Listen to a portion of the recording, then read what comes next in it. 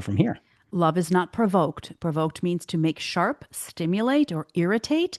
And this is another one of those words that can be positive or negative. In the negative sense, it means to incite anger, to provoke, purposely stir up, irritate, like you provoke a fight. And I think this one is most likely to happen when you know the person really well. And I'm thinking about a spouse or a close family member because you know what buttons to push.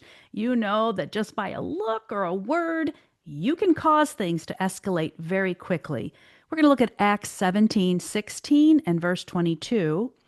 Verse 16. Now, while Paul was waiting for them at Athens, his spirit was being provoked with him as he was observing a city full of idols. This was being stirred up because this was really difficult for him to be with all this really difficult situation with these idols. So a little bit later on, he takes that provocation, though, and he does something positive with it. That's in verse 22.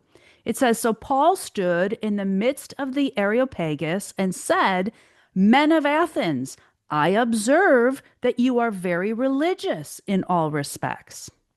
So what the apostle did is he took something that Flipped it. really, yeah, right, that really frustrated him and said, okay, I'm frustrated by this, but these are people that Jesus died for.